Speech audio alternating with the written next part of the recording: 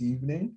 For those of you who would want to review it, I'm going to make this evening's class live as well.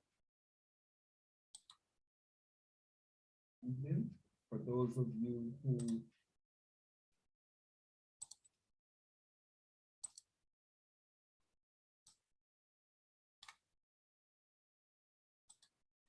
all right, a pleasant good evening to us here this evening in the class of Steele. And today is Wednesday, the 20th of April, 2020. For those of you who are in the class that are on the, with your cameras on or with your cameras on, or those who are on call, let me just share the link with you. So that you have the link. This link is for the class this evening. It's on YouTube, and this is part 2.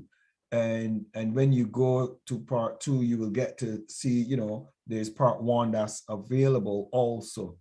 But I want to bring a special greeting to our Chief of Protocol, His Excellency, Dr. Donald Ewers. An absolute pleasure again. It's a pleasure to see the family that are in the house. I want to welcome His Royal Majesty Edwin Ifeanyi Madu. Your Royal Majesty, could you greet us this evening, Your Majesty, in the class of Steele, please, before we jump into this evening's class.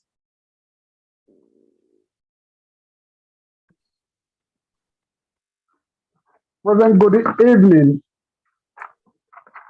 to you all, His Excellency Dr. Michael Steele, the COP, the Chief of Protocol, His Excellency Dr. Donald Els. I had this speaking with His Excellency Dr. Olukoya, and the rest, everyone on the platform this evening. I say good evening and welcome to yet another day. Thank you so very much, Your Majesty. And I'm going to, for the first time in all the times we've been doing class, I'm going to pull on First Lady to unmute herself and just greet the class this evening before we jump into class. First Lady Jeannie Steele, who is the CEO and the membership coordinator for the class of Steele, responsible for putting these classes together with us. Your Excellency Jeannie, please greet us this evening. A pleasant good evening to everyone. It's very good to see you all here in class this evening. A very great pleasure to see you, Your Majesty Edwin Madu. Greetings to you and your family. Dr. Ewers, always a pleasure to see you also, our Chief of Protocol.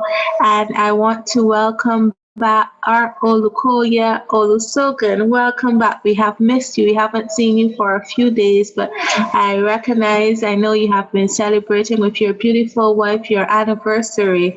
I want to congratulate you both on having such a momentous occasion celebrated. I pray that God will continue to bind you together for many, many more years to come. May He bless you both greatly and your family as well from the class of Steele. I want to also welcome Reverend Stephen, Reverend Daniel, and Ambassador Margaret. Welcome this evening. Very happy to see you. Blessings be upon you, your household, and your communities. Enjoy class. Thank you so very much, Your Excellency, Lady Steele. Thank you so very much for jumping in and greeting us this evening. Well, with that being said, let's jump straight into this evening's class, the continuation of inspiration, principles of inspiration. Let's jump straight into it. So we were looking at get ready for inspiration, and we talked about locations where you can be inspired and where you can get what you're looking for to take you on the journey that is before you.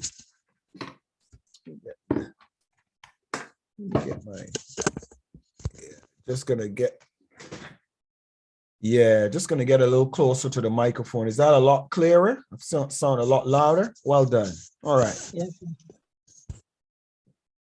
So the places that we discover where you can get inspired, there's so many. And you will see that I have mentor or mentors and socializing at the top. The reason why I have mentors is quite interesting. From the time we are younger, from the time we were younger, without our permission, we had mentors. When you go to school, you have a best friend. Either you are the dominant one or he or she is the dominant one. They were your mentors. They would either teach you how to do good things or teach you how to be naughty. From the time you were going to school, you had a mentor. Because you see, the world has taken the label mentor and has just really kind of corporatize it to capitalize on an opportunity that exists. But I want to submit to us that mentors are those we socialize with, and they make decisions or they give us input into our lives that we take to heart. And when we take the information they give us to heart, basically they're mentoring us. And they're our mentors. Now you might say to me, Your Excellency, but that's not really a mentor. It is, because as a mentor, what I share with you in the class of Steele, you have an option. You could either do what I share with you, or you could choose not to. The same thing with your friends and those that you socialize with. For example, peer pressure, it starts in school. And it depends on yourself. Is this person more dominant than you as a mentor, or are you a mentor to the person that is trying to create the element of pressuring you to do something contrary to your desire? So equally, you're in a position to decide yes or no in all scenarios. Even with a mentor, you can decide, yes, I'm going to do it. No, I'm not going to do it. When you're socializing, those in your social brackets or your social friends list or community or group, you could decide, I'm going to follow this lead or I am not. I want to add and plug, I want to plug that we are going to be in Barbados in October, and quite a number of us are going to be there. Now, based on us socializing and us growing together, individuals are going to come because somebody else is coming or somebody else is there. So it's kind of like the same thing, mentoring. And I really want you to grasp it. Now, then you go to the corporate side of mentoring, where you now are more selective, where you're selective with who you allow to make input into your life. So that's another category now. It's a selective group that you decide, I'm going to give my life to this group, this organization, and be raised up with this mindset, with this character. For example, I'm a born-again believer. I'm a Pentecostal Christian young man. And my mentoring is based on the fact that I rose up in the church. I came up in the church from the time I was a small little boy until I'm a wee man, and even now. I'm a member of the body of Christ because that's my belief, and that's where I was mentored and taught and led and guided with the principles and the directives how I want to live my life. So I was mentored in that area. As a matter of fact, I was looking at two of my mentors, and it is so unfortunate to think of your mentors going home. And then I said to my wife, I says, darling, I was looking at Grant Jeffrey and Terry Law. And our pastor, the Reverend Dr. Holmes Williams, he has gone on to be with the Lord, to be amongst the cloud of witnesses. But when I was younger, those were persons to me that were young. So picture me being 18, 19, 20 years old, but being mentored by these individuals. And now I'm 50. In the back of your mind, it's so fresh that you think that they're going to be around the corner, not knowing that they've gone on to be with the Lord, some of them. So mentors and mentoring and socializing is important. As a matter of fact, if you're being mentored by someone or organization or group, I think the strongest point is having a social aspect to that group because it adds value to you as an individual. Learning new things. Mentoring and socializing teach you new things. We're going to Barbados. We went to Dubai already with the class of Steele, and all of us learned new things, all of us, because it was a new environment. It was a new culture. There were new dynamics. It was a new way of living. It was a new understanding. It was a new social bracket.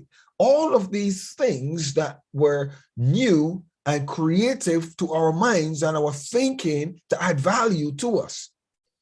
As a matter of fact, I would dare to say without any form of shame whatsoever, because I've been to hotels all over the world in so many places, it was the first time I was ever in a hotel and I could not turn on the lights. Your Excellency, Dr. Yours is laughing. I could not turn on the lights. And when they turned off and the display center went blank, I didn't even know how to turn them back on when they were turned off. and vice versa. I couldn't turn them off. So you learn, and it's exciting because it adds something to you that you did not have before. I also learned that you don't jaywalk.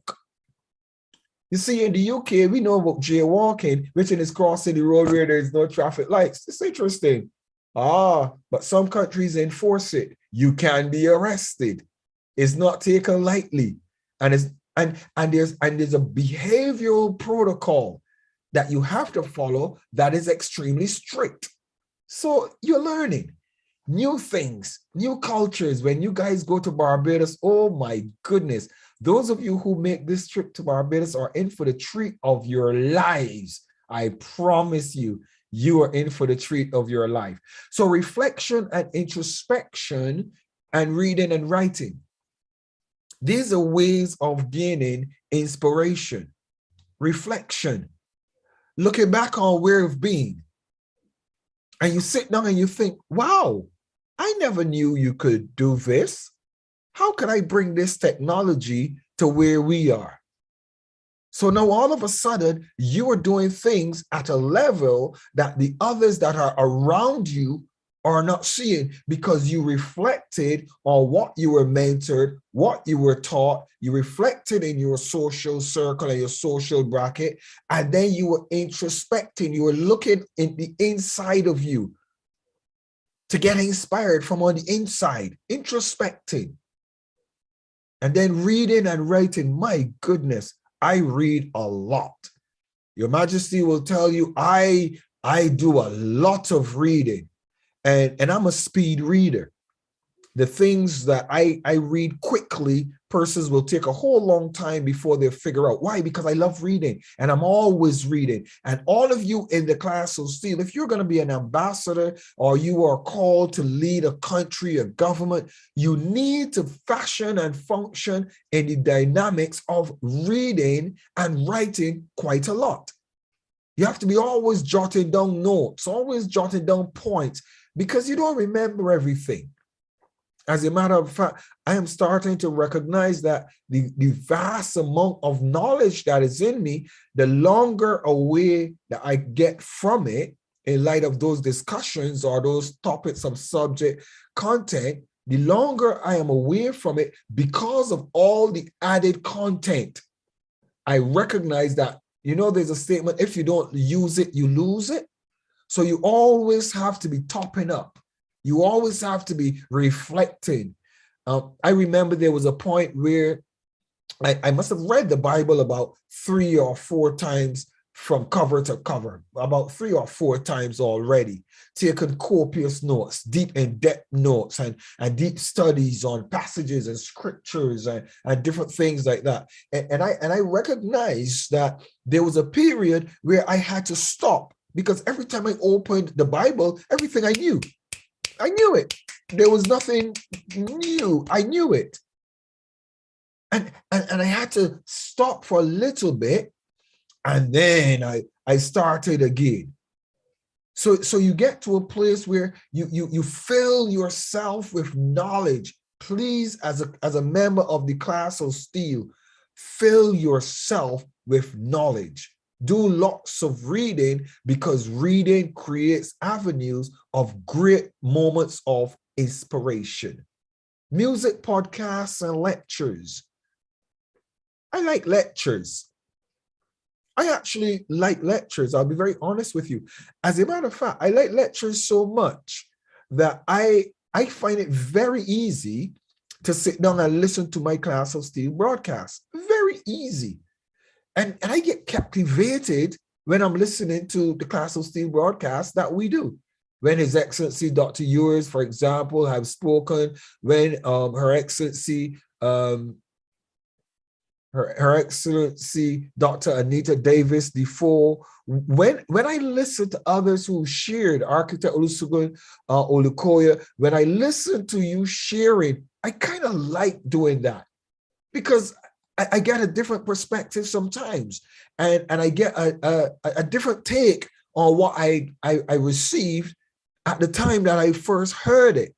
So it is important to always be in a place where you continue to listen to lectures, review them, and get them in your spirit. My son Joshua is 7 years old, and there's a book that he has been listening to every single night. I says, Josh, you don't want to listen to anything else? No. He listens to the same book every night before going to sleep. And last night, while he was listening to the book, he started speaking. Could you imagine? He knows the book word for word, a book. And I was looking at him, and I was looking at my wife, and I was like, hun, because the more you listen to something, the more it becomes a part of you. The more it becomes a part of your thinking, it becomes a part of your behavior, it becomes a part of your attitude, it becomes a part of when you hear somebody even speaking in that context, you're gravitated to them. Why? Because it wraps up in your DNA as a person. Music and podcasts and lectures, the environment and nature, these all bring inspiration. Places that you visit. We just talked about Dubai and going to Barbados. I want to visit all 54 African countries, all of them. I want to visit. I want to go to every single one. Me, First Lady, and Josh. I'm going to give Josh the privilege, by the grace of God, to go to all of them. Why? Because I want him to get inspiration. Because I want him to feel and to see the world. And I get a sense of what others don't know and what others would like to find out that he is aware of acutely. Bookstores and libraries. I remember when I was younger, I liked going to the library, carrying home 3 books and reading and then carrying them back. I loved books about the planets and about insects and animals. And I used to read a lot of Enid Blyton books, and I also used to read quite a bit of Nancy Drews and Hardy Boys. Anything that had words on it, I was passionate to read. I loved reading. I think that's why my vocabulary is so wide.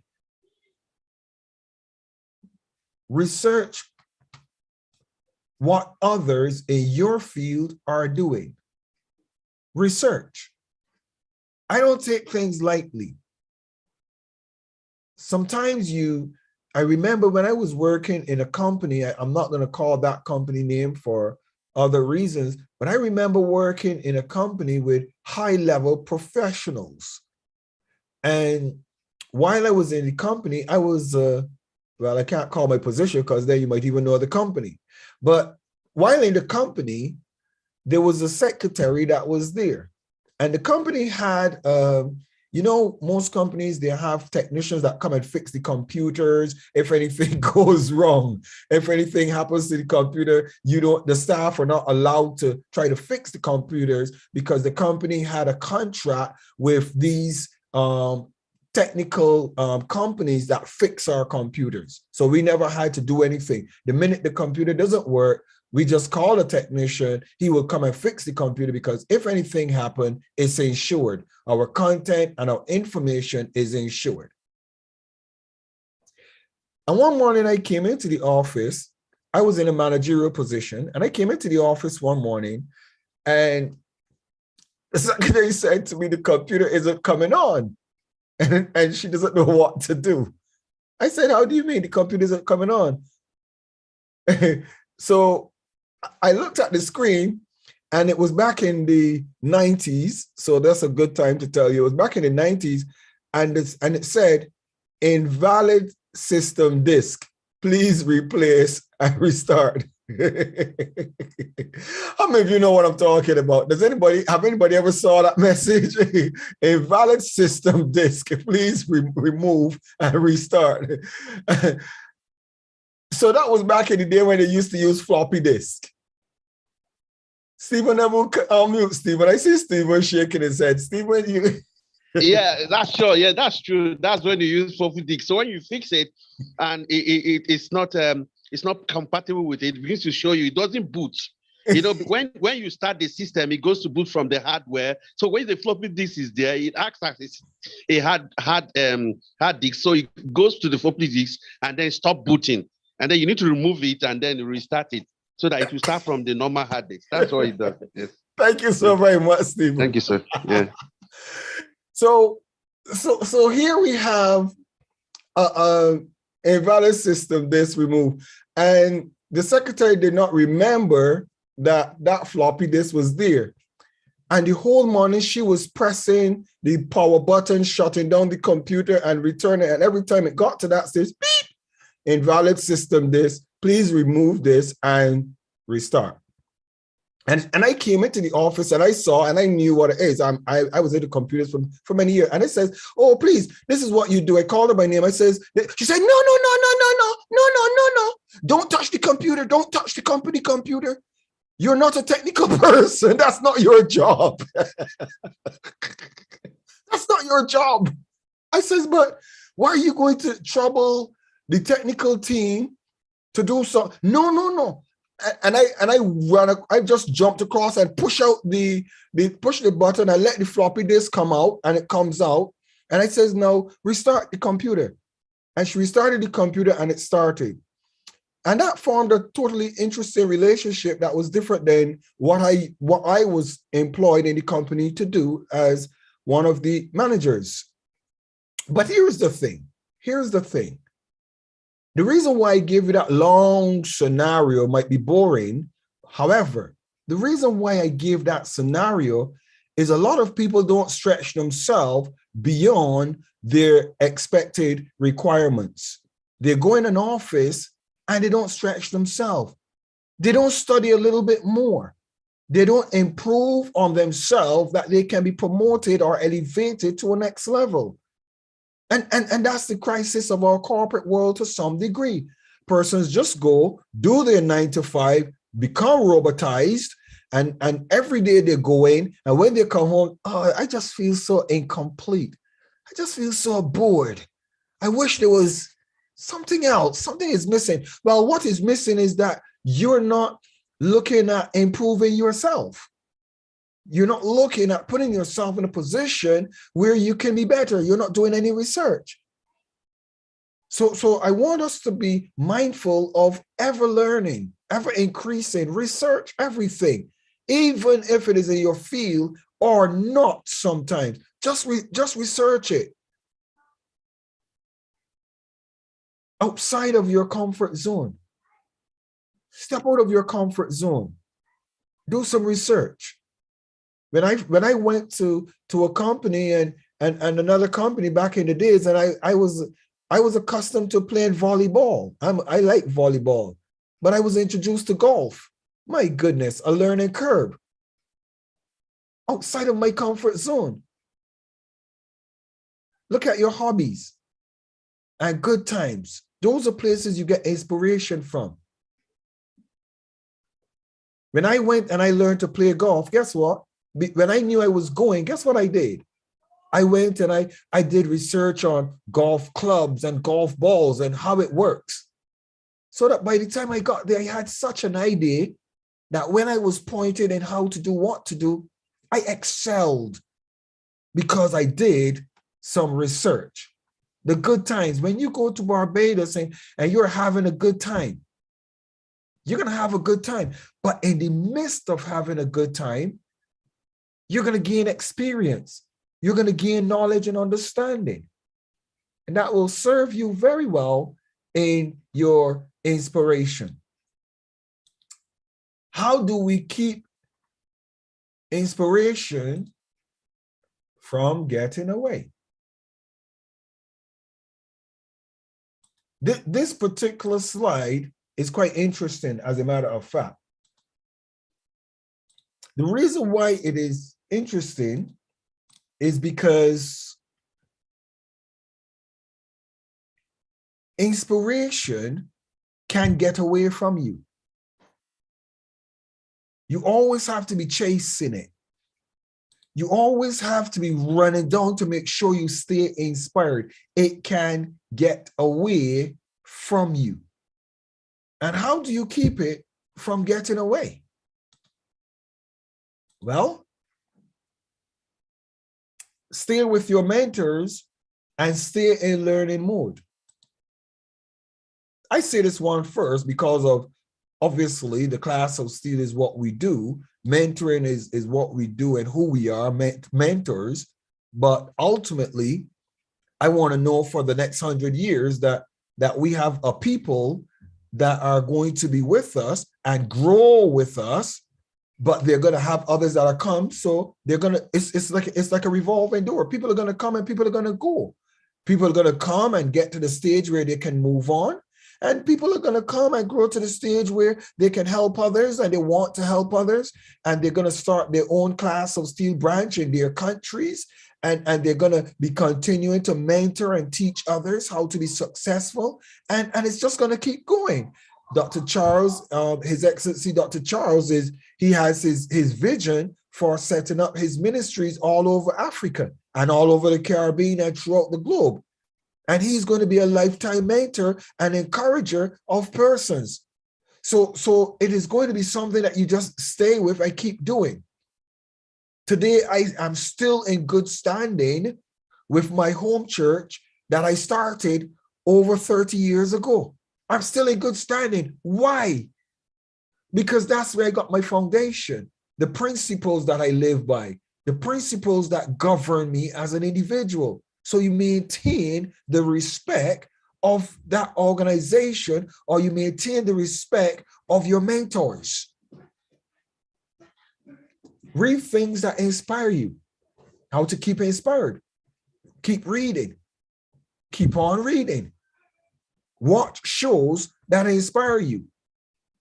Some of you saw these class of Steele sessions that we've done, and they have inspired you. Watch them again. It's okay. Watch them again. Don't go and just take notes and share notes because you just watched the video. Watch the videos over and over and let it become a part of who you are. Anytime that I see something that I like, that I want to add to my character, I repeat it. I review it. I reflect on it. I add value to it. Put what you have learned into practice. When you come up as a Christian, a lot of people just stay as church goers. Why did I become a bishop? Not because I was planning to, But because I kept improving on what I had, come on, somebody, if you get what I'm saying, I kept improving on what I had, and somebody said, no, you should be teaching Sunday school. And then I improved on teaching Sunday school. Come. I think you should be teaching the men's class. And then I was teaching the men's class and I improved on it. Come. I think you need to go and start traveling with the leaders around the Caribbean. And then I went on trips and traveling around the Caribbean. And then I heard the pastor said to me, come. I want you to forerun these crusades for me. What am I trying to say? As you continue to improve yourself, new opportunities are open to you continually.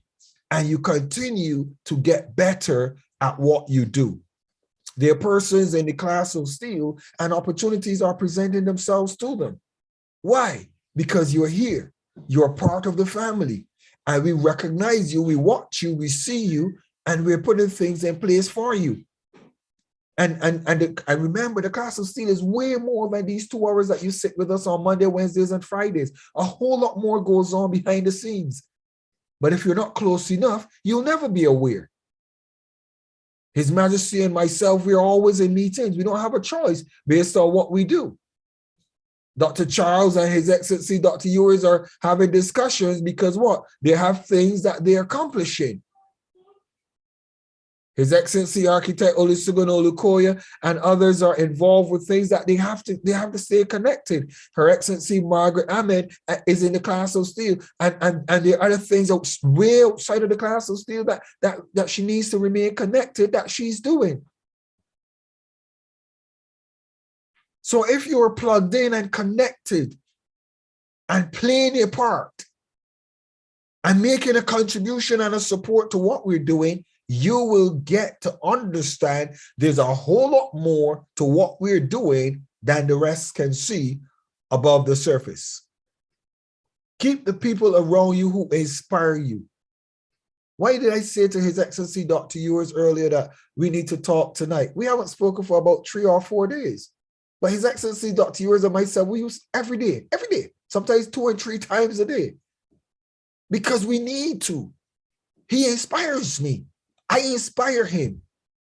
His Majesty and myself, we talk. His Majesty, we talk all the time. We attend church sometimes together.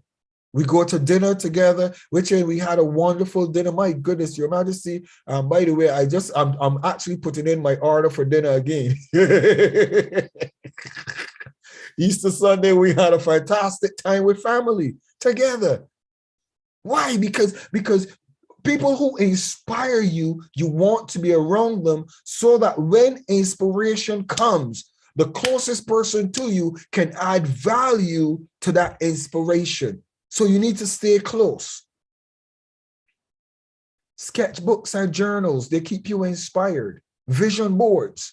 Have a vision board. Write the vision and run with it. Stay focused in what you're doing. Listen to music that inspires you. Now, I want to say something on this particular one.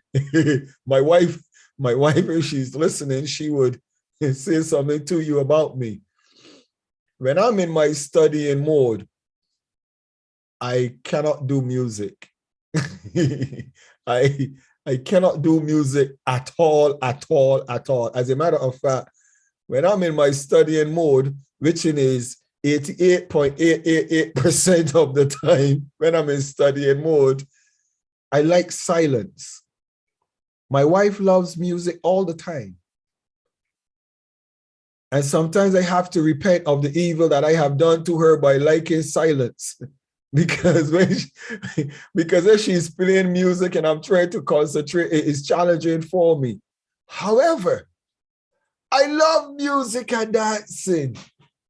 And music inspires me when I'm not studying or researching. And me and the First Lady, we love to do our little dancing and every now and then. So I have learned to balance it. But music that inspires you is very good. But make sure you choose with the right lyrics and not just for the beat itself. Beat is good, but lyrics are what get into your subconscious. Remember what I just said to you. Beat is good, but lyrics get into your subconscious, and be careful what you feed your subconscious. Have a laugh often. Come on, somebody. Get cheeks like Dr. Charles, that they're big and they're fat. Why? Because he's always laughing. Anytime I see somebody and their face is like flat, like this, I know they're a very unhappy person, and I try to stay at least 6 feet distance so it don't rub off on me. Because people that they don't have cheekbones that are up, that are exercised, they're quite lonely. His Excellency Dr. Yours is always laughing. My goodness, help us. That's why we have these cracks on our face. You see it? This crack. So anytime you see somebody with those cracks, there's somebody to hang out around, because they will make you have a good laugh. Be adventurous. Now, this is one that the First Lady, as far as I'm concerned, is braver than me. The First Lady wants to go camping in the wild. And we have had invitations to Botswana and different parts, and the First Lady is excited to go camping in the wild with just a tent, and in the wild, animals and whatever is out there. She's quite comfortable. I am a little bit more conservative. I would do the hiking, but pertaining to the camping and the sleeping out, I want to sleep in a very secured place. I will have some challenges. So anytime we go out to do anything like that, I can assure you, if you're one of those persons that like the outdoors and hiking and walking in forests and things, the First Lady will be your best friend. She has absolutely no fear, like me, having no fear, but I prefer to have that confidence when my eyes can see everything that's around me. But we're adventurous when it comes to walking and keep moving, but don't stop too long. Expand your network.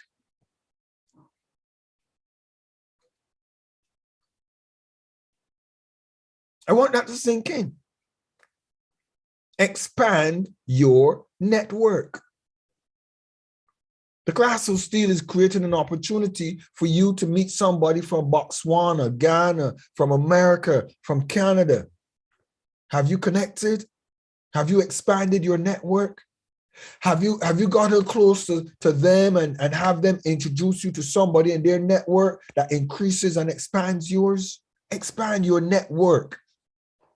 I'm on LinkedIn.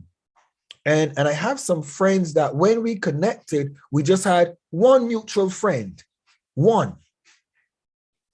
Today, we have over 500 mutual friends. Why is that? It is because we work together. We connect together. We rub shoulders. We share friends. We connect and collaborate and build relationships, expand our knowledge and our portfolios, because that's how you grow. You grow as you expand your network. As a matter of fact, I was blown away when I got a message from the Crown Prince of Dubai. The Crown Prince. He sent me a message and a blessing. And I was like, is this really him? I'm like, why would he say?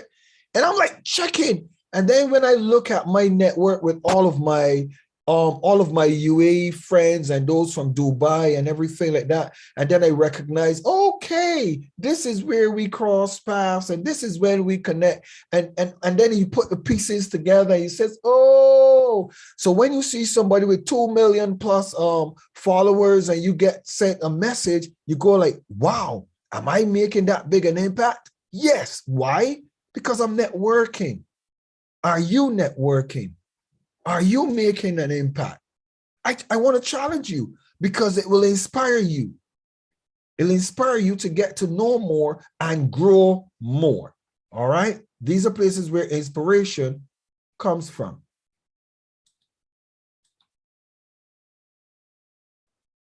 Wrong and right. Wrong and right. So you see, I basically, because of promoting and marketing my brand, the class of Steele, there's a right way and a wrong way, but there is. I just have the class of Steele, you know, as the right way, and I have this put your hand on your head as the wrong way, etc. But there's a right way and a wrong way to be inspired. There is a right way and a wrong way to be inspired. And I want to talk about that just a little bit because it's important. A lot of people are inspired by bad information. And I think I would want to use the word influence rather than inspired. A lot of people are influenced by bad information. You don't know the truth. And you go to somebody who doesn't equally know the truth. And this body gives you a report and influences your actions or your decisions. You become inspired by that individual. And then you decide one day that you're going to go directly to the source to find out what has happened. And you ask a question. And you get a totally mind-blowing response that causes you to recognize I was wrong in my assessment. I was wrong in the decision that I made under the influence. There are a lot of persons that they want to be brave and they want to be creative. So and I want to step out of a circle for a bit and just go into another circle, if you would allow me, please, if you would allow me. There's some individuals that they use, for example, caffeine to stay alert, coffee to stay alert. They don't have natural ability. It's not in them. If they don't drink a coffee or one of these drinks or high caffeine drinks, they will not stay awake and stay alert. They don't have a natural capacity to stay alert. They don't. It is caffeinated. It is not natural. Some people smoke certain things to enhance their functionality or their alertness, to keep them inspired or to motivated. Some people drink and they blame it on the influence of the alcohol. If they're drinking, they get influenced and do things, and it is by that influence. So we see there are right ways and wrong ways of being influenced or inspired. And you have to choose the right way. Sometimes individuals want me to make decisions instantly. I don't make decisions instantly unless I have enough facts and information that tell me I need to make this decision quickly. But I like to sleep on information. I like to sleep before I make a decision. As a matter of fact, some decisions I will say, let me sleep on it and talk about it tomorrow. Some decisions I say, let me give me 3 days. But then the other decisions that I say, I think this needs 7 days. This needs a week for me to get back to you. And I wouldn't want to talk to you or see you within that 7 days because I'm processing things. I'm doing research behind the scenes that you are not aware I'm doing my research. But then the other things that I say, let me get this a month and see how it works out. And then I will tell you that there's some things I give a whole year to. And persons think that I'm long suffering and I'm crazy every week and every month. I see something and persons think I am not seeing, I'm not looking, I'm not observing, but I am. I'm seeing, I'm observing, and I'm taking copious notes in that year. Because at the end of that year, as they say, the books will be opened. And then all will be revealed, and then the decision will be made. So there's a right way and a wrong way to be inspired. And I hope that as I share this with you, you don't just make quick, hasty decisions, or you don't just jump into doing things. You get the right inspiration before you start your journey. Get the right inspiration. And all I can say to you, as your mentor, as your friend, be inspired. Be inspired.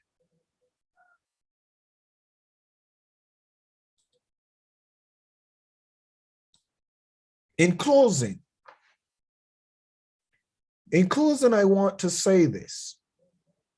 I want to say this, and I want you to take notes. When I closed by saying, be inspired, I want you to understand a deeper thing that I'm saying.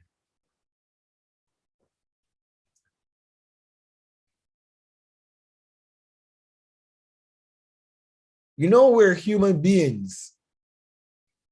B-E-I-N-G, human being. Being. You're constantly being. You can't stop. You're constantly being. Dr. Charles, I see you smiling. You're constantly being. Don't stop being. Be inspired. What am I saying to you? Let inspired be you. Let inspired be you. Be inspired. Let inspired be you. Let your life be of continued growth. Keep on keeping on. Keep on being inspired. Keep on being in a place where you improve. Keep on being in a place where you're grateful, you're thankful, you're making progress, you're developing. You are going to mess up sometimes. You are not going to get it right all the times, but keep on being. Keep on being inspired. Be inspired. I'm His Excellency Dr. Michael Steele, and you've just had a session in the class of Steele. Thank you so very much for being in this evening's class. And the floor is now open for comments and discussion.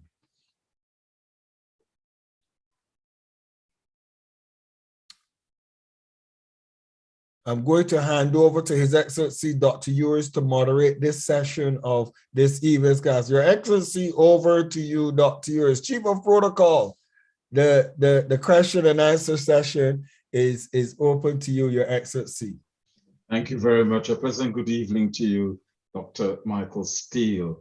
I'm very, very, very, very inspired by your presentation.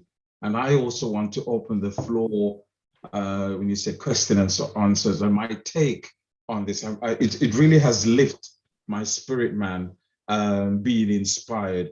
I was there jotting down a few notes, and just to add value onto what you're saying, a lot of times us human beings, when he talks about a hobby or he talks about good time, a lot of us as human beings, I don't know, we're in the West, and we come from other countries and come into the UK.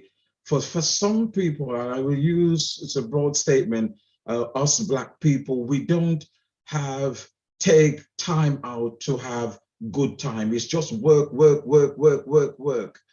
And we had a big discussion recently with a lot of folks who were coming to the UK and build big houses back into their countries. And yet they don't go back and spend time in those big, elaborate houses. And we were talking to a friend about it, and some people never even live to go back into them. But that's another topic to discuss, not strain. When you talk about happy and having a good time, another word for it is celebrate. enjoyment, joy, joke, fun, laughter, happy thoughts, entertainment. And I just looked at it and said, wow, under the umbrella of a hobby and good times, how much of us is putting that in our life journey, having good times? And you know, it's kind of a sad thing regarding Dr. Steele. A lot of people live with regrets. At the end of journey, they look back. I have a cousin who's come from London. He's staying with me at the moment. And we had some deep discussion talking about he has regrets. He didn't get to do this. He didn't get to do that. And age is coming up on him. And one of the main things to incorporate that is having a hobby and putting good times in your journey. And I just thought about you, sir, you're talking about inspiration, to be inspired. And I just thought some of the things that you highlighted, sir, is let us put in a hobby and have good time where it brings joy, where it brings happiness, where it put good thoughts, where it brings entertainment and prevent us in having regrets. I want to open the floor. My name is Dr. Donald Ewers. I'm the Chief Protocol. And I'd just like to open the phone. I'm just going to ask His Majesty. I see his head down. I don't know if he's looking. I'm going to ask you, following protocol, sir, if you could just tell us what your thoughts and takes on being inspired. Dr. Edwin, His Majesty, can you tell us how you feel, sir? Yeah, good evening, His Excellency Dr. Donald Ewers. Good evening, His Excellency Dr. Michael Steele. Good evening, Lady Steele. Good evening, all the Excellencies, Professor Charles. I say good evening to you all. I followed with much interest listening to Dr. Steele when he talk of mentorship, when he talk of inspiration. Then going through what he says, how to keep it, how to keep the inspiration and not run away from it, not letting it go. There's a particular word that struck me when he says, stay with your mentors and stand to learn the most. I think this is where where it got me because it made me to think. I think deeply on that word because I've known a lot of people, I've followed a lot of people, but in as much as they inspire me, I don't stay long with them. I don't stay long with them maybe to get to the stage we are now. And I took it as an advantage. It's one of the things, one of the knowledge I've gained that you need to stay as much as possible with your mentors, learn their mode for improvement. Then he said again, read things that inspire you. You know, reading actually becomes a culture Yes, if it yes. inspires you. Yeah, if it inspires you. Then when we talk about what shows that inspire you, these are things actually, you know, ordinarily, I don't think that, that it inspires me, maybe you're watching shows already, but then I found out there is a particular television show that I am much interested. I can memorize it off head because I've so much to watch and so it's making sense. But there is one particular question I want to ask His Excellency Dr. Steele because when he mentioned it and jumped, I really want to understand when he says sketch books and journals. I really want him to answer me how do we sketch books and journals? And then how does this lead to maintaining the inspiration? And if it's Your Majesty, you're saying take books and journals. yes, so I need some explanation on that, please. For books and journals as modes of Yes. inspiration. Is that what you're asking? Yeah. Okay, so books and journals are the same as video and audio, etc. Persons have written books that are stimulating, There are books that would cause you to have more knowledge. And when you get more knowledge, you get more inspired. So books and then journaling. When I read, for example, I had a Bible, and this is an interesting point.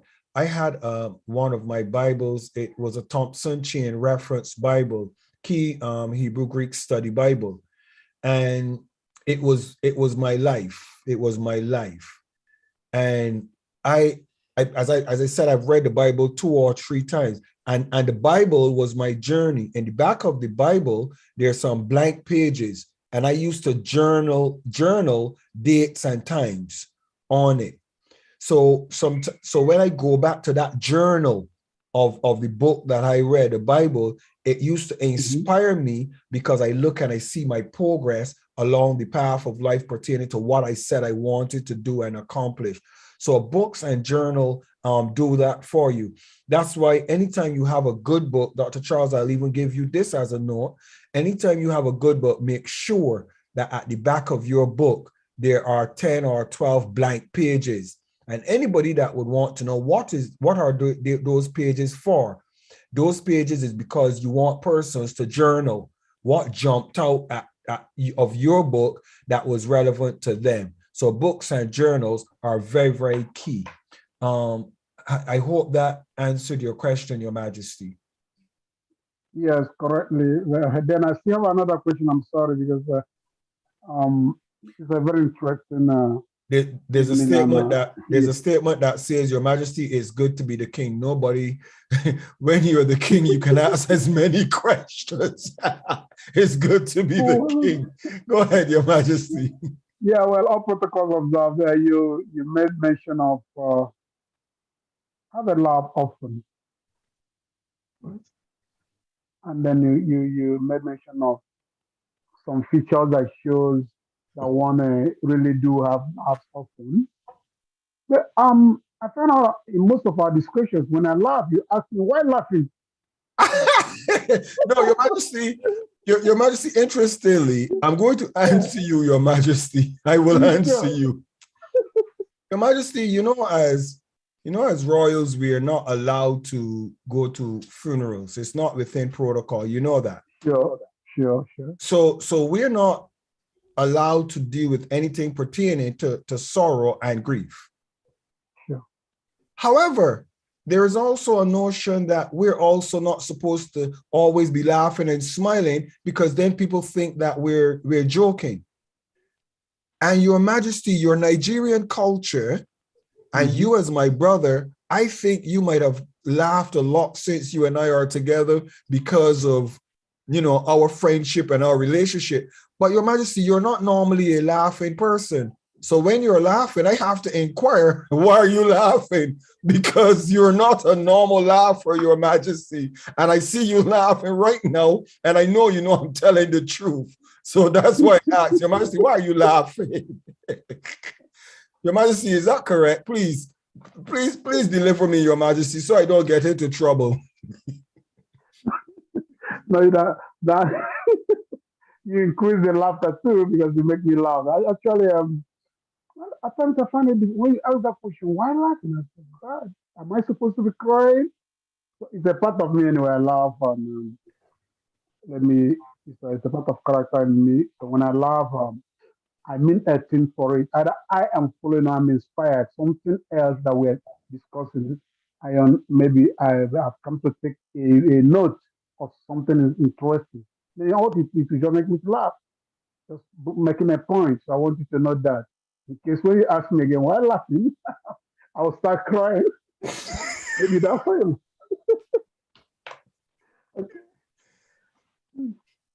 Well, thank you. Let me not take the whole time from other excellencies in the house.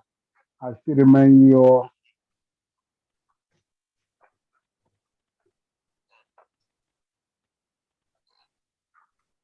Thank you very much, Your Majesty. Your Excellency, Dr. Yours, please carry on. Thank you very much, Your Excellency. At least you put, if I'm just scrolling down, looking on everybody's face, and you have everybody face on the screen with a smile or a laughter. You see how contagious a laughter and smile can put on everybody's face. So thank you for your take on that, sir.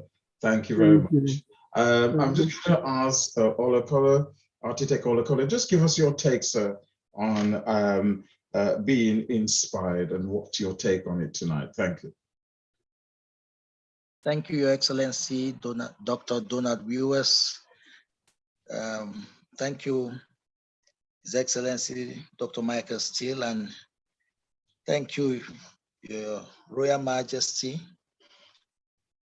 And thank you, Dr. Charles. I salute my brother Stephen and his big sister Margaret, and Her Excellency Ginny Steele,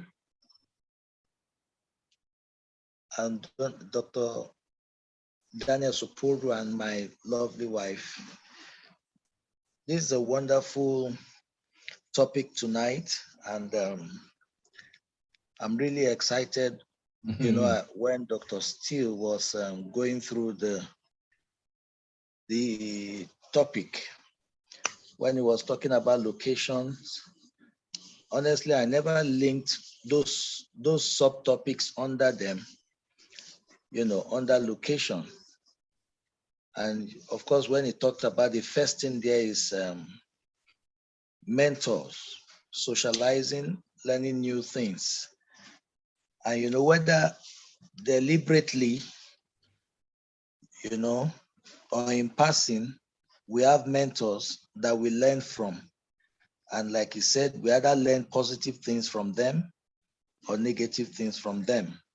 So it means that there are things that we can pick up, particularly when he mentioned also that if we are not careful, you know, when we are listening to music, podcasts, and lectures, those writings, those podcasts, music, the lyrics go straight into our spirits. And so we must be very careful and very watchful. Thank you very much, Your Excellency. One of the things that struck me while we were talking, you know, was when you said that we should keep refilling our knowledge base, as when we don't use those stuff we have inside, they begin to deplete. I mean, it is a very powerful statement. And you know, there is this temptation that I've read this already, so it's already inside. But the truth is that we tend to forget. So in forgetting, it means that it has been depleted. So we have to keep reading and reading. And I love what you said about being a speed reader. You know, somebody said that he paid lots of money, in fact, thousands of pounds, to learn how to be a speed reader. So if somebody is a speed reader, then it means that we can really tap from his ability to speed read and be able to cover a lot of books within a very short time. And of course, we must give ourselves to study and be inspired, be the inspiration. I love that statement, you know. I should be my own inspiration, because at the end of the day, if I'm not self-motivated, I cannot even be inspired in the first place. So I need to do a lot of work on myself. And I believe that, you know, as I make frantic efforts, you know, to take advantage of every source of inspiration, I am doing myself a whole lot of good. So I want to appreciate you, Your Excellency, for those points. Of course, I jotted down a lot of things, but these ones are the points that really struck me. And of course, expand your network, very important. And that's one of the reasons why the class of Steele is very, very important. I also want to thank you once again, Your Excellency, for everything you've been doing for a whole lot of us in the class of Steele. We appreciate your sacrifices and all that you put in, and the First Lady into the class of Steele. I appreciate you a lot, and I want to say thank you for what you do. And I also want to quickly apologize for being out of class for some time. It wasn't deliberate, but I thank God for the strength He has given to me to be here today. Thank you. I love all of you and I miss you a lot. My name is Architect Olukoya, the president of the youth arm of the class of Steele. Thank you for the opportunity once again. Thank you very much, Architect Olukoya. Thank you for your take. Very inspiring and very adding on value to Dr. Michael Steele presentation. I've seen you putting yourself gesture, Dr. Steele. Did you want to say something before I move on? No, I protocol being observed. I remember that you were hosting and not me, so I had to take that. Okay, sir. I just want to allow you to carry on, Your Excellency. And Architect Olukoya, thank you so very much for acknowledging. Much appreciated. Carry on, please, Your Excellency, Dr. Ewers. Thank you very much, Sir Dr. Steele. I'm just going to ask our Mama Margaret, Dr. Margaret, to unmute herself and tell her, I always like the way you always bring laughter and such a joy when you speak. You can hear it in your tone of your voice. Tell us your thoughts of being inspired in the class of Steele. Dr. Margaret. Is she there? Could you unmute yourself? His Excellency, Dr. Margaret, are you around? Yes. Hello. Hello, we are hearing you. Good evening, everyone. Pleasant good evening. And especially the Chief of Protocol, the COP. I greet you. Good evening, ma'am. And I to greet His Excellency, my Bishop, Bishop Michael Steele, the First Lady, the Steele Lady, the GOC, Architect Olukoya. I greet you and also congratulate you and your wife on your 20th anniversary. May the Lord give you longer days to stay together. I also want to greet Reverend Steve, my brother in Lagos. I also want to greet Dr. Charles, Dr. Supuro, and others if I didn't call you. I've been in the class since on Monday, and the topic inspiration has been very inspiring.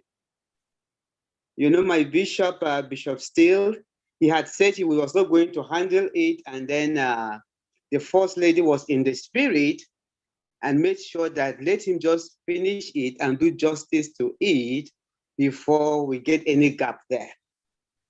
And I really appreciate the class. And I just want to, I picked this one, how to keep it. And it's good to stay with your mentor. It is good to stay with your mentor. I like that. Your mentor will rebuke you. Your mentor will say, oh, you did a good job. And your mentor will sometimes not be available, but stay with your mentor. And also I learned that I need to read. You know, my day is, I'm learning it. I will try to fix it. Because I have times I read my Bible, I have times I do other reading. I think I need to do extra readings too, so that I will learn a lot from that. And also, I need to put what I have learned into practice. You know, my mentor, Bishop Steele, has been doing a good job here. And whatever I have learned, I need to put it into practice. And I have a lot of women and youths that by the grace of God, I lead. And I need to step it down to them and let them step it down to other people. So I like that. And another point I want to talk about that is my take is that keep the people around you. Don't rubbish people. No, keep the people around you. And I would say relationships are gold. Yes, you don't mind it, but relationships are very, very good. So it is good to keep them, especially the good ones, and then the mentor-mentee relationships. It's good to keep them. And also another thing is I learned is I need to expand my network with what I'm learning. And I really appreciate that, Bishop Steele, that you are reminding me I need to expand my network. And I will do that. And be inspired. I am inspired. I'm really inspired. Thank you so much for inspiring me this evening. And thank you for the class. The class is always inspiring me. And I appreciate that. And I am Margaret Ahmed from Nigeria. Thank you so much for giving me the space to talk. Thank you. Thank you. And over to you, COP. Thank you very much. Thank you very much, Your Excellency, Margaret. They're very, very, very inspired. And I like where you talk about putting what we've been taught by our mentor, put it in practice. That's a good sentiment. Let us all put it in practice. I'm going to ask His Excellency Daniel to unmute himself and tell us his thoughts on what he taken from tonight's session. Your Excellency, Daniel. Yeah, good evening, everybody. Good evening, sir. I want to say thank you to His Excellency, Dr. Michael Steele. I also want to greet our brother, His Excellency, Dr. US. Greetings, sir. I don't think this greeting would be complete if I do not mention His Royal Highness, my brother, His Royal Highness Edwin. Thank you very much for being in attendance. And I also want to greet everybody in the house. I might not be able to mention you one by one, but I know that everybody that is here, you will receive my greeting. Thank you very much.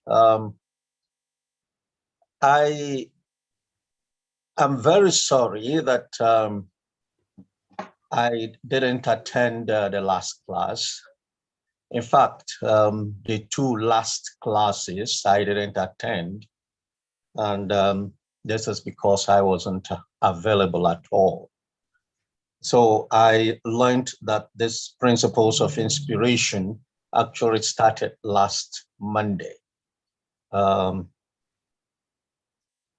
what I have gathered today, obviously, there is no time you will attend the class of Steele that you wouldn't get something. And I want to say that I have actually learned a lot. When our mentor talked about location, and I learned a lot from there, especially when he talks about reflection and introspection, of course, reading and writing, and so on. And those who spoke actually mentioned stay with your mentor. That is how do we keep inspiration from getting away? Yeah, because sometimes, obviously, you can get inspiration, and before you know it, it runs away from you. And stay with your mentor. And he did not stop there. He says, stay in learning mode. Oh, that is very, very important, because you can stay with your mentor without staying in, without being in a learning mode, and you'll find out that you will not learn anything. I want to thank God that staying with our mentor has actually given us a lot of inspiration. This is the class of inspiration. It has actually given me as a person a lot of inspiration, and I want to thank God for that. So expanding one's network is another thing that interests me, but I want to confess here that I do not know exactly, how, to expand my network. I know that it is important, and I know that it is very, very useful in whatever I am doing. But how to do it is one of the problems I have as a person. It doesn't start today, and I know that, well, it didn't start today, and I know that it continues. So how I wish that I will have some lecture on this, and this will help me a lot. So I read a lot, there's no doubt about it, but I will equally confess that I am not a fast reader. Now, because I'm not a fast reader, I spend a lot of time, maybe reading a book or reading, something. But those that are fast readers, like my wife is a very fast reader. My daughter is also, but then myself, I am a very slow reader, but I read a lot. In fact, I cannot stay idle without reading. So that is one of the things I know I do. And I have gotten a lot of inspirations from my readings. And that our mentor is emphasizing this is very, very important. Another thing is actually being adventurous. Well, I I do not know whether I am adventurous or not, but I know that this can give one very big inspiration when one is adventurous. It gives a very big inspiration, and how I wish that I will inculcate that, because just as Her Excellency Margaret said, we must put into practice what we have learned. All of these things that he has mentioned, our mentor, I will pick the ones I have not been practicing, and in fact, commit myself into practicing them. And this will help me a lot. So I want to say thank you for giving me the opportunity to say this. And I also want to say thank you to His Excellency Dr. Michael Steele. And when he also talked about the right and wrong ways of getting inspired, I just say yes, he hit the nail on on the head, and that is very, very important, because sometimes we might be influenced the wrong way, and sometimes we might be influenced in the right way, and or that gets the inspiration. And he said, get the right inspiration. It is that is the marching order. Get the right inspiration.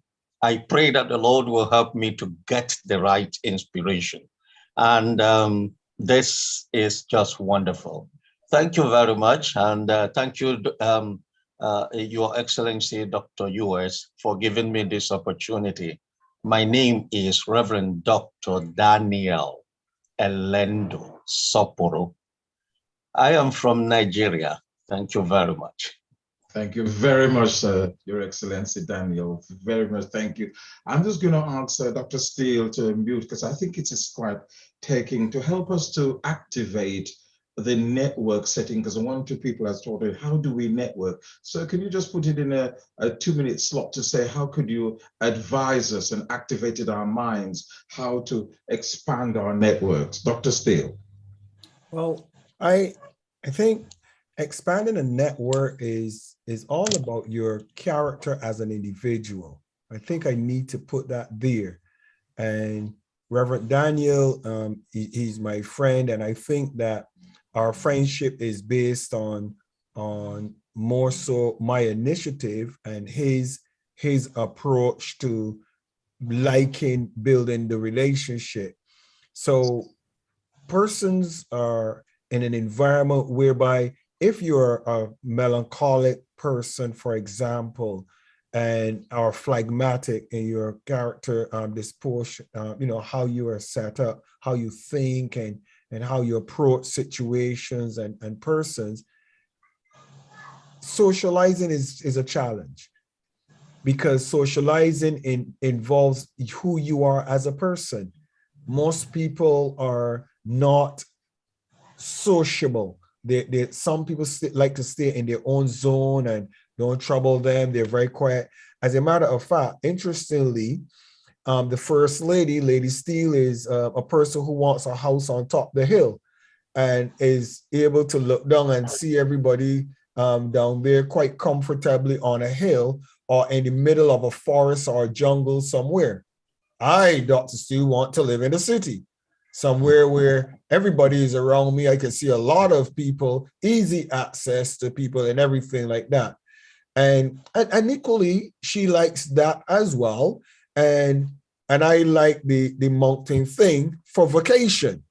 So we're two different individuals. The First Lady, as intelligent, as wise, as much as she's able to do this, as I'm putting together things, she stays in the background. She's very comfortable in the background. She would be at an event and have a great time, and you might not even know she was there. Now, why did I share that? Being a networker and improving your network, it is based on you. What are you going to get out of it that you are lacking? What do you see you're lacking? Now, for yourself, Reverend Daniel, before you start about building a network, you have to look at what are you trying to get out of having more people around you? That's the first thing. What are you trying to accomplish? Any person that wants to talk about networking, the first question I will ask them is, what do you want to get out of having more people around you? And once you could identify that, then you could determine how are you going to do that. If you want more people around you that are involved in business, for example, then you start joining the Full Gospel Businessmen Fellowship. And I could tell you someone like His Excellency Architect Olusegun Olukoya can tell you where there's a branch that you can go and be a part of the Full Gospel Businessmen. Or you could join a service group and start building and spreading yourself a little thinner in light of what you do. And networking is also going to cost you. Remember, network is going to cost you time. It is going to cost you investing in relationships. I have a huge global network that is divided into distant, long-term, short-term, medium-term, and close friends. And His Excellency Dr. Ewers, His Majesty, and a few others are in my close friend network that we need stimulation from each other all the time. I would always be hearing him. He will always be hearing me. If a period go by, you don't hear that person because that person is at a different level in your network. And we work together. And as a result of working and doing things together, we need to stick together. And that's important. As I mentioned again, what do you want to get out of getting a greater network? And then there are those persons who you don't need to speak to them every day or every week or equally every month, because the value that they add to you or you add to them is long-term. And then there are those that, for example, like on your social media platforms, like Facebook and LinkedIn and other platforms, that they're just there because they like you. They like what you're doing. They follow you. And you like them. You like what they're doing. You follow them. They might post something that is funny and you might, hey, that one gave me a good laugh. And you might just go and like it. And they might just send you a message and say, oh, thank you for liking. And you just say back, you're welcome. But you never speak to them for the next year because they're not really important. They're part of your network, but they're different places in the structure. And then there's some that in that 1 year and 2 year that you just sent them one message, one day, they might send you a message. Hey, I've been noticing that you do this and you do that. Are you able to do this for me? Or can we collaborate on this? And then you say yes. And then the person comes closer to your circle. So what did I give in all of that just now? Simple. Before you decide you want to build a network, you have to determine what is it you want to have a network for? What is the reason? And once you've established the reason first, then you look at where can I find people that do this and how can I engage them and be a part of their circle? I hope in that brief summary, I hope that have answered some of your questions, Your Excellency, Dr. Ewers. Thank you very much. Thank you very much, Dr. Steele. You've definitely put meat onto the bone regarding adding on network, how to broaden our network. Just one other thing with the network as well, which is I think is quite important sometime, and with linking, is traveling. You can meet somebody that you'll say you're going to a country you've never been. I've never been to Africa. So immediately I remember my linking, I've met Mr. John Brown or Miss Mary Brown, and they can help you to the country you also visit. So that's another part of networking. Fantastic. Thank you very much, Dr. Steele. I'm going to ask Adiola, Your Excellency Adiola, give us your take on tonight's session, Be Inspired. Thank you. Thank you very much, sir. Good evening, Your Excellency, Bishop Michael Steele. Good evening to the First Lady. Good evening, Dr. Ewers. Thank you for the opportunity. Good evening to all the Excellency in the house, and also good evening to the Royal Highness. Just like every other person has spoken earlier before me, they've said a lot on what has been spoken about, and being inspired is actually very important because, in life, one cannot be alone. We learn from one another, and that's one of the reasons why we keep attending the classes still. If we are not getting any inspiration from the class of Steele, we won't be here. Those of us that have been here, and it's one of the things that is really helping every one of us. And when Bishop Steele was talking, he was saying something about learning from the mentors, socializing with others. There are some people that you learn from them from afar. Not because you can see them face to face, but from afar. There are a lot of people like that we learn from, and that's why you find us, listening to their messages, reading their books. I know that my husband my husband learned a lot from Bishop David Oyedepo. So you see a lot of Bishop David Oyedepo's books in our bookshelves, and other ministers, and then other people too. Why are we doing that? Is because we know that we need to learn, because if we are not inspired, or if we are not acquiring knowledge, if we are not socializing, there's no way we improve. There's no way we develop. There's no way we move from the level we are to the level we are supposed to be, as human. And another thing that I really enjoyed is the reading aspect. There's need for every one of us to read very well. You hear a lot of people saying that there are some people that, if you want to hide information from them, just keep it in a book because they will not read. And it's not supposed to be so. As leaders, we are supposed to be readers, reading. I read a lot, and also my husband, we read a lot. So if you come to our house, you see a lot of books. And if I have a lot of ebooks now, but I discover, for some time now, my level of reading has actually, reduced, maybe because of all the things. Because when you read, you gain information, you learn a lot of things, you're being inspired, and it's very good. And I think I need to work on that, as well, to go back to the reading because it's really good. And another thing, is social, traveling. As we were talking, that thing just kept coming to my mind. There are some things that, you can't learn them. You can't be inspired, until you move out of your location to another location, to learn them. Okay, look at the opportunity given. There's so many opportunity being given that, many of us, we don't make use of them. Like traveling for conference, hearing other people's talk and that kind of a thing is really good for us to really work on that as well.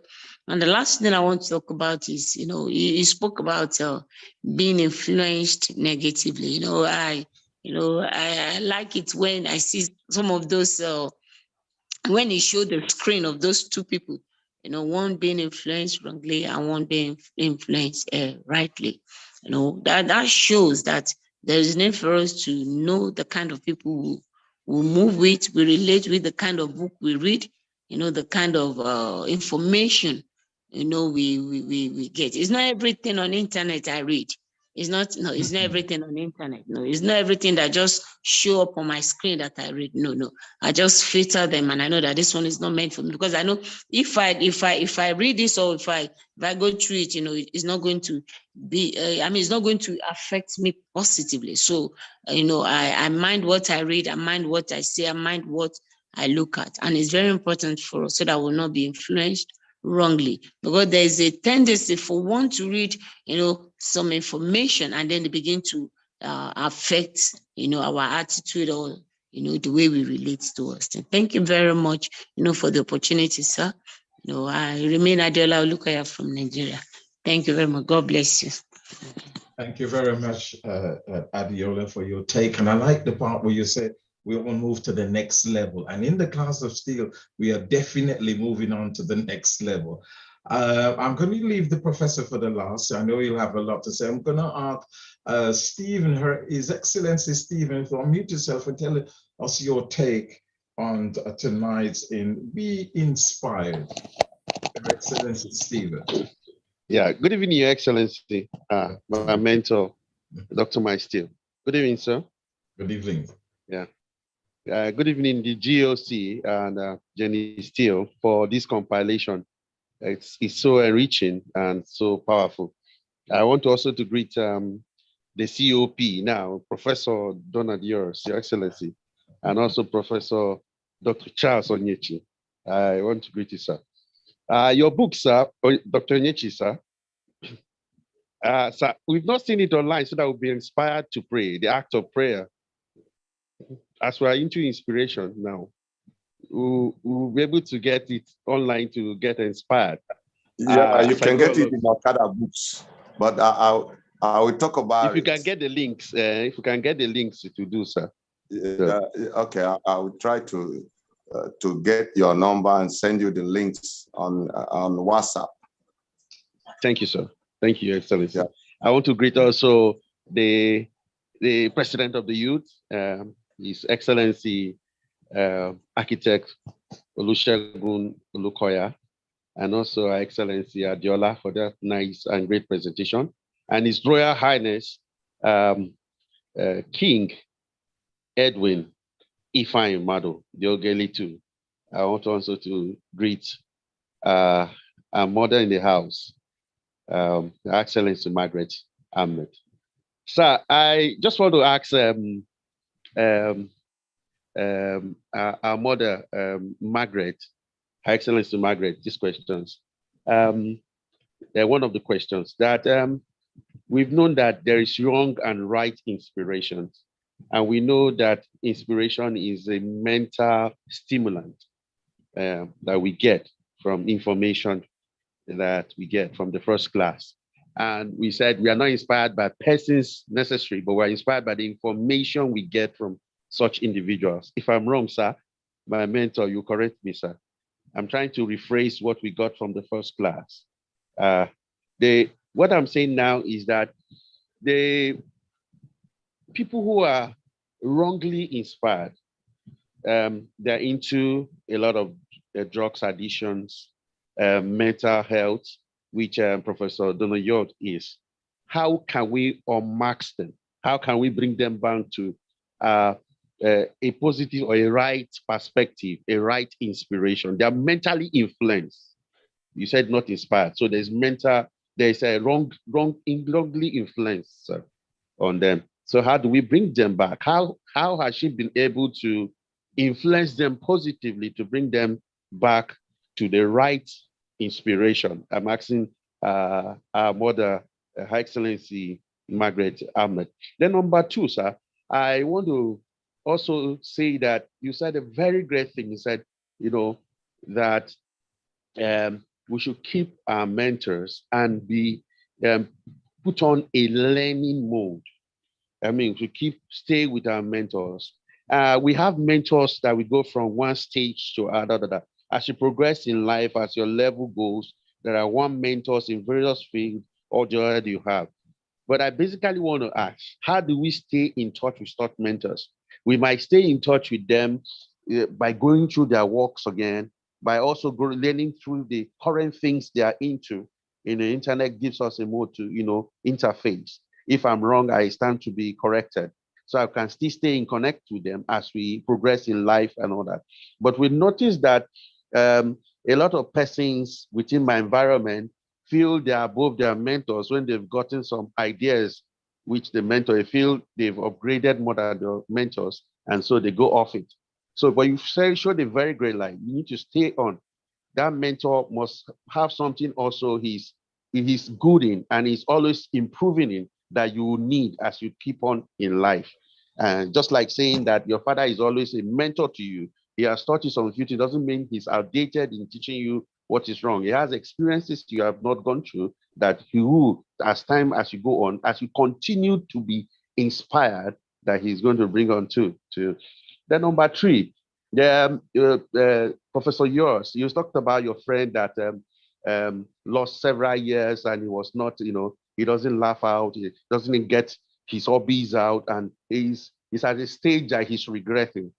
How does he get it back? He's at a retirement age. How does he get it back into the mode of being inspired? So I remain Stephen Abu from Nigeria. Thank you, sir, from Lagos. Thank you, sir. My Excellency. Yeah, Dr. Young. Thank you very much, Stephen. I'm going to ask Dr. Steele to answer one or two of these questions before I go to Dr. Charles. Can you just unmute yourself, Dr. Steele, and just answer some of this question that His Excellency Stephen has asked? Okay, I will honor His Excellency Stephen's request because he asked one question to Margaret pertaining to those who are in the drugs, and he wants her take on it because that's her area as well. So I think I'll let her Margaret answer her section, Her Excellency Margaret Ahmed. But what I will do is I will answer my section, and thank you very much, sir. Okay, go ahead, Your Excellency Margaret. Then I will answer after you, and then His Excellency Dr. Yours, please. One question has been asked to you as well. So let's honor his request. Go ahead, Margaret, Your Excellency Margaret. Thank you, sir. Okay. Thank you so much for that question, my brother, Reverend Stephen. Well, getting along with these drug addicts is sometimes in our own context, and you know that it is not easy. And you also know that the drug addicts are aware of it, that we don't want to go near them. And then we've given them a stigma that we don't want to go near them. They are aware of that. And also, they have their own, I call it their own walls, even though we can call them jungles or whatever we call them. Those jungles are their own places where they have authority, and they do whatever they want to do there. And most of them, if you get talking with them, why are you here? You discover, just like my bishop said, there is wrong inspiration, there is the right inspiration. You just got the wrong inspiration. Oh, my mother and father are not getting on well. Our home is in shambles. They're always quarreling. And my mother is not around. My mother is absent. My father is absent. So I can go anywhere and come back. And all these things make them, okay, they have friends that inspire them to say, okay, let's go to somewhere and then let's just go and take some time there and come back. Like one of them told me, he said he spent 4 years going to the jungles before he actually started doing drugs. You get it? So to me, I would say following them to the jungles, which is their wall, we share food there together. We talk about some issues of life, and they talk about it too. Then I also invite them out to come over to Homemakers for a discipleship program or a recovery program. We call it a recovery program. And sometimes 17 of them may start, and then you get only 2 of them that will be cleansed. Like last week, we celebrated 2 of them that actually finished their recovery. They are neat boys now. And it was just so much after about a year. And their own jungle, we went last year, April. And 17 of them started the class, but 2 came out clean. I would say get close to them. Give them listening ears, because a lot of them will still want to talk. They just want, some of them don't want to do the drugs. Some of them don't want to go to the jungles. Some of them don't want to go with these bad friends because they know that they are bad friends. They just need somebody to hold their hands. And especially an elderly person, they feel very sweet about that. So I've discovered that some of these simple, basic things makes them to open up and then make them willing to, because for us, we don't just run that recovery program for them. We have the spiritual emphasis. We also have the skill section. We teach them skills so that around crafts, around cosmetics, around baking, so that at the end of their recovery, they have something for livelihood. So that's a little we do in Homemakers. Thank you so much for that time. Yeah. Thank you. Thank you so very much for your response, Your Excellency, Margaret.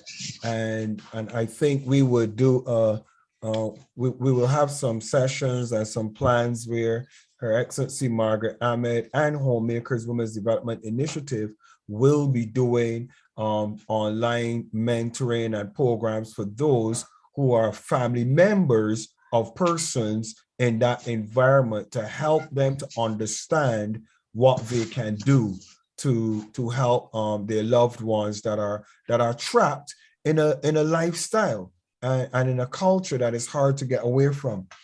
You asked me about the learning mode, staying in a learning mode, and when individual mentors have gone away. Yes, Stephen, I have a very good memory. I retain.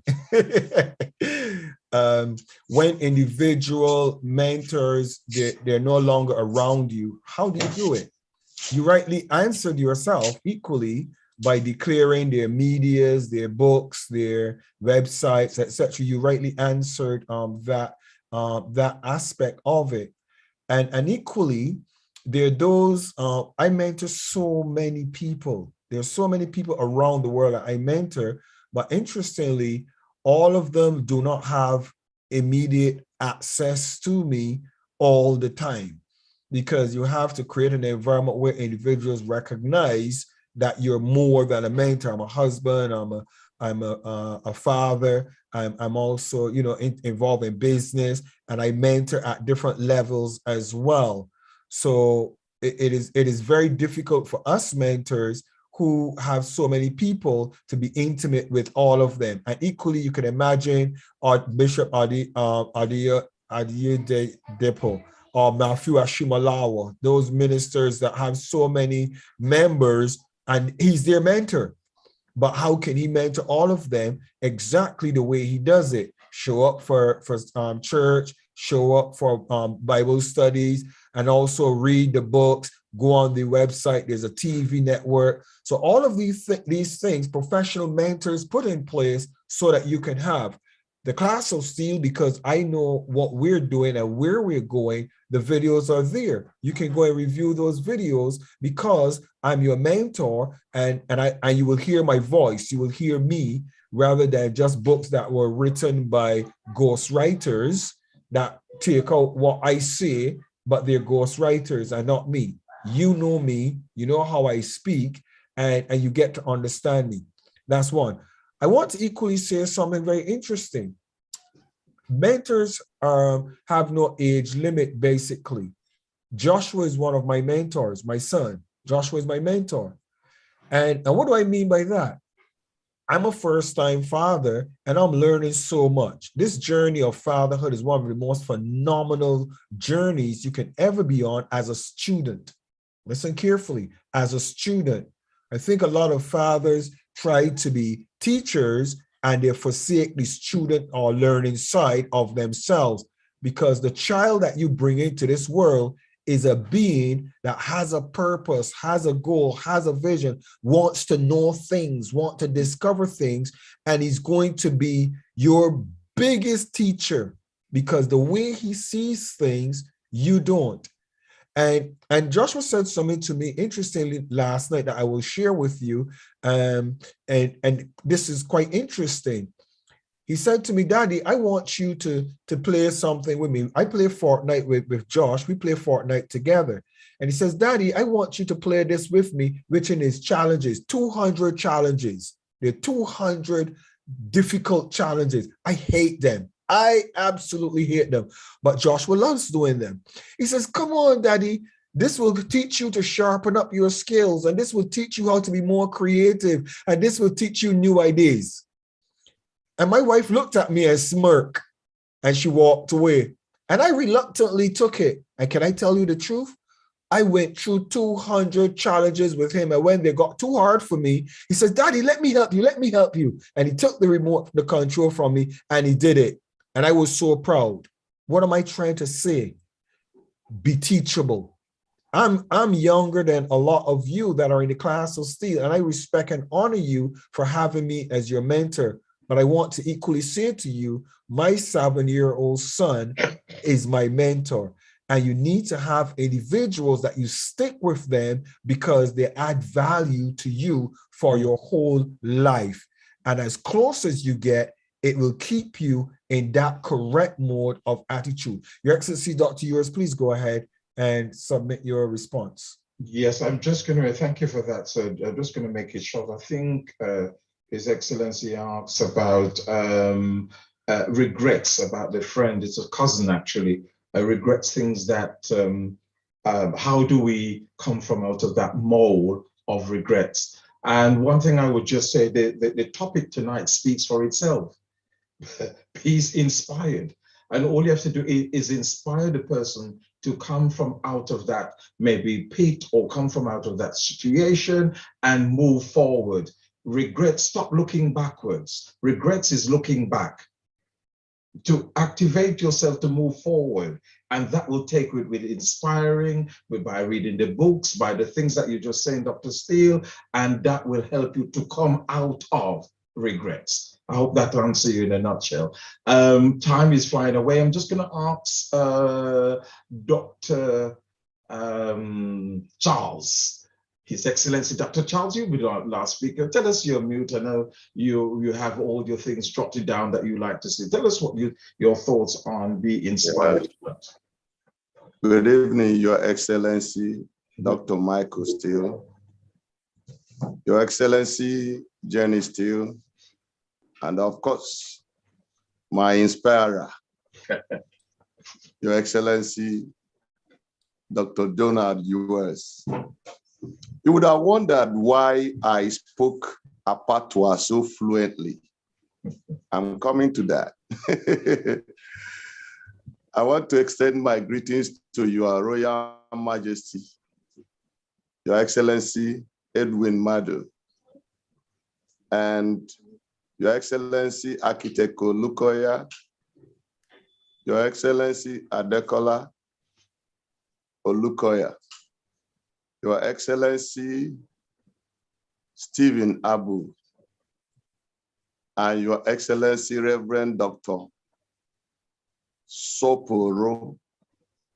You know, I don't want to have a problem with him, because he said if everybody calls him like a white man, and me, that is the son of the soil, calls him likewise, he got to deal with me. And he's my brother, he will not deal with me. Daniel Soporo, Your Excellency. Thank you very much. I wouldn't deal with you. So, Your Excellency, this is very, very interesting to me, because everything I do in life and in ministry revolves around inspiration.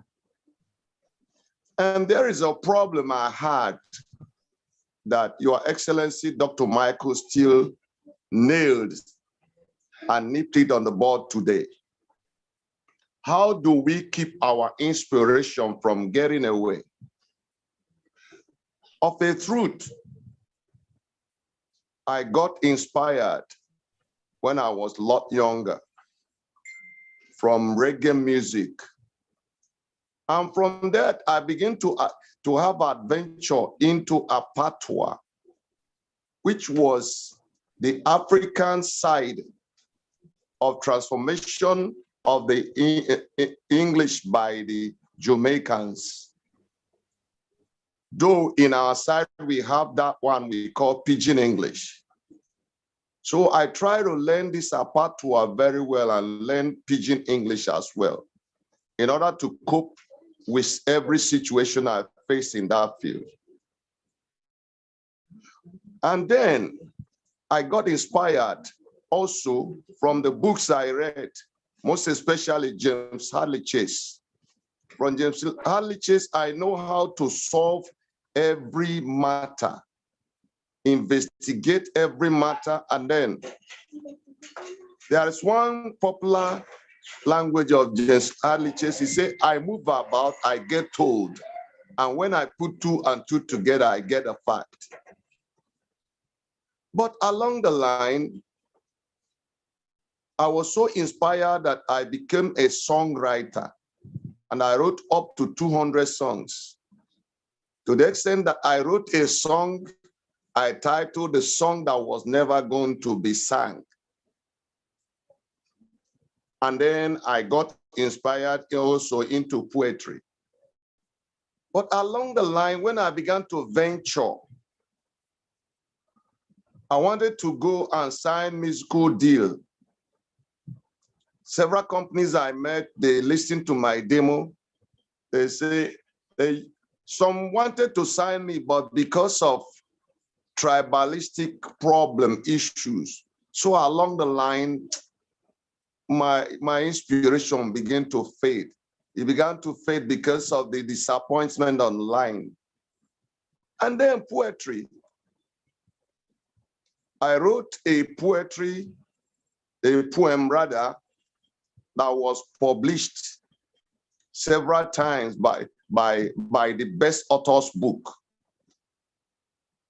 in poetry.com. One was The Sound of Acapulco. Another one was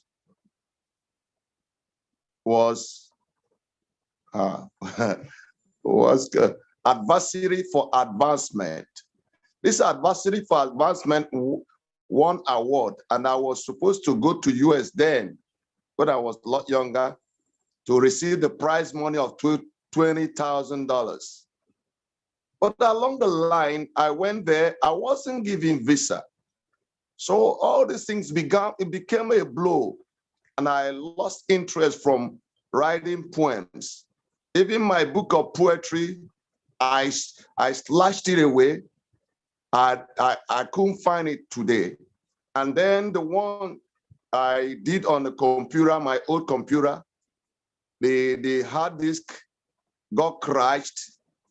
I never bothered to retrieve it. These were the inspirations that got away.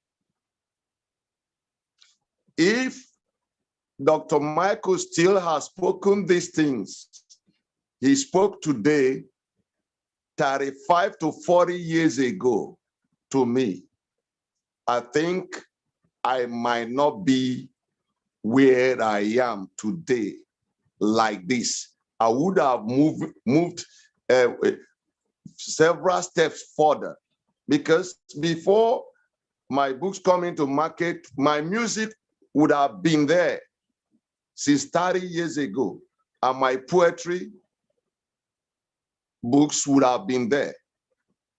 So, Your Excellency, you talked about staying within your mentor and staying in a learning mood.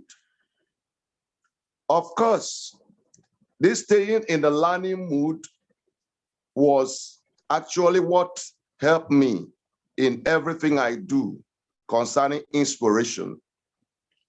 And then you talked about reading things that inspire you.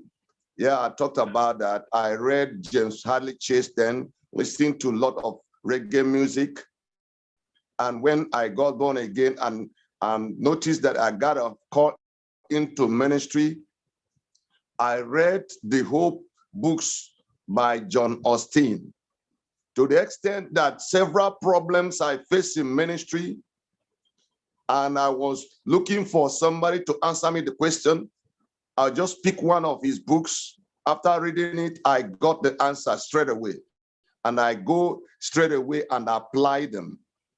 You talked about putting to work.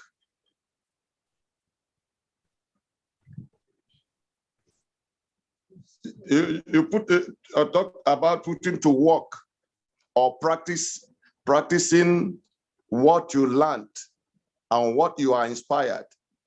Of course, like I said, I wasn't known right now as maybe a top chart musician, or my books was not amongst the bestsellers of poetry, because the inspiration I got, I didn't put them to work. Because one thing or the other happened along the line and discouraged me. And then, Your Excellency, I know affirmatively you talked about maintaining focus in your inspiration. I couldn't maintain focus. Then I lost the inspiration of songwriting and poetry. Your Excellency, you talked about adventure. Yeah, this is one of the things that gave me the strongest backbone, because if groups do not, like one reggae singer say, I am a soul adventurer. Right from my little years period, I began to have inspiration concerning various countries of the world. So I pick up books and start reading about them. There was a time that in Nigeria, I was here while in secondary school, but I know every street in New York. If you just drop me in one street and I ask, where is this? He said, this is Queen of Boulevard. Then I will know whether to move to left or right to get to wherever. But I never set my foot then at the soil of United States of America. This was adventure. And Your Excellency, you talked about expanding your network. In fact, that was one of the things that brought me to Class of Steele. And it worked out. Though I was introduced to Dr. US by my mentor brother, but it was when I come to this Class of Steele that my book publication questions that I have a very, very long time was answered. And Your Excellency, it is said that opportunity works for a prepared mind. When I had Dr. US talking about, he made a friend, he said now he's a publisher and writer in UK, I noted it down. Immediately, class, I called him and said, I'm interested in this. And he sent me the link. I got the guy. And I kept him posted on every stage of our discussion until deal was brokered. That is expansion of network. Your Excellency, I think this is one of the most things that touched my life, because I am not a stranger in inspiration. And lack of continuity in inspiration in certain levels has given me a shipwreck. If I had known these teachings today, 30, 40 years ago, I think I would have done better in some things. I made some decisions. So, Your Excellency, I thank you very much. I kept on being inspired by the class of Steele. Wherever I fetch positive inspirations as well. And like Your Excellency, you spoke about negative influences. I'm an adult.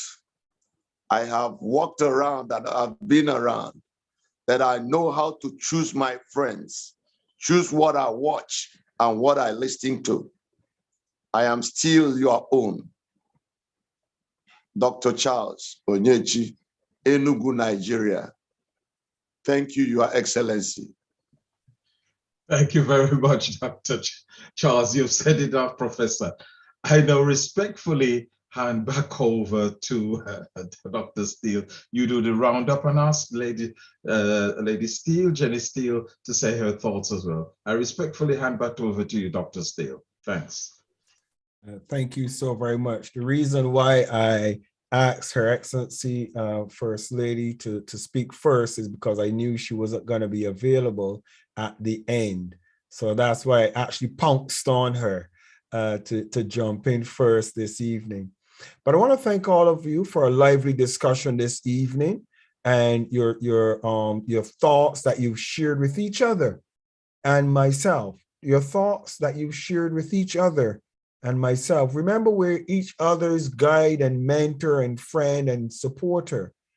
And one thing that I will say to you is there are opportunities that the class of Steele will open for all of us, not you, us, because I want to be a part of those great opportunities. Because one mistake that I made is I've been to over 100 cities. I have loads of photos and I used to keep plane tickets. Every plane ticket that I went on a trip, I used to keep, and moving house and life's changes. I got rid of tickets and lost phones and lost hard drives and lost photos. But one thing I will tell you to do, document your journey. We're in an era right now. I was traveling from way back in the 90s, the early 90s. And we're in an era right now where mobile phones and clouds and Facebook and YouTube gives us the privilege of documenting and journaling and leaving a legacy. A lot of you need to think about leaving a legacy for your children. Let your children see you when you are long gone, should the Lord tarry, and you're no longer here, but they're here. Do videos. When you go on trips, take trips very serious, have fun. Take photos and videos and record and document. Don't put them on your phone and then you lose your phone, and guess what? You've lost them. Don't put them inside of a closet and hide them away, and then something happens. Guess what? You've lost them. A lot of my books and my writings I have lost because I just left them on computers and I didn't put them in the cloud. I didn't put them in emails, but I've learned a horrible lesson. And a lot of what I do now is in the clouds. A lot of what I do is on Facebook. A lot of my photos, I have hundreds of photos on Facebook, Instagram. I have quite a few photos on Instagram, LinkedIn. I have some programs and things that I've done that I put them on LinkedIn. What am I trying to say? I'm trying to say that the world as we know it is changing. And if you want to leave a record that you know is going to be there when you are not at home, that you can log in and share it with the world, please do. And I hope I hope that a lot of you will take very serious what I say. Oh, I don't want people knowing my business. Well, if you're not living righteous and you're not living good and you're doing dodgy things, of course you wouldn't want anybody to know your business. But if you're living righteously, you're living good, and you value your family that are in all different countries of the world, that they can't see you in physical, but when they go on your Facebook or your Instagram or your LinkedIn profile, wow, they just saw you. Dr. Charles, I could bet you if you were like a lot of people that I know that take notes and journal, and every morning you get up inspired and you wrote a whole long poem and posted it to a community on Facebook. Dr. Charles, I look at my Facebook from since back in the 90s that I was on Facebook. I made my wife smile at the things that I see that are there because I left them there. So I want to encourage and inspire you to get your social media active. If you want to have a social life and you want to reach the world, get an active social life. When you tell somebody you're coming to Barbados, you should now go and look for all the possible friends you could find in Barbados. Build your network. Get inspired. I'm His Excellency Dr. Michael Steele, and thank you so very much for being in this class. I want to ask His Royal Majesty Edwin Maju to say the final closing for this evening's class on inspiration. Thank you for listening to us and being a part of the Class of Steele family. Your Royal Majesty Edwin Maju.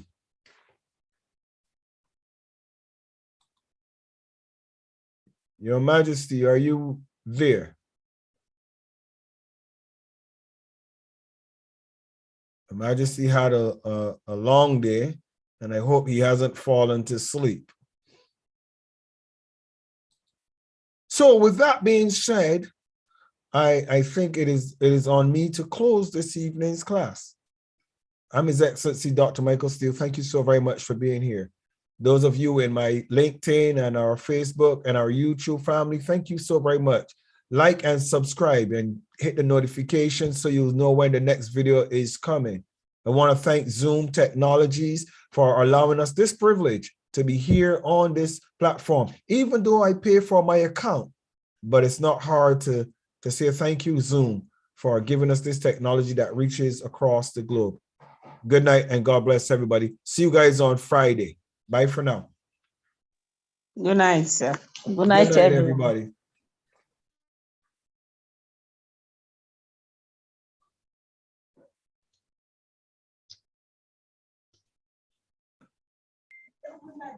Good night, sir. Good night. Good night. Good night. Good night. Good night. Good night, please.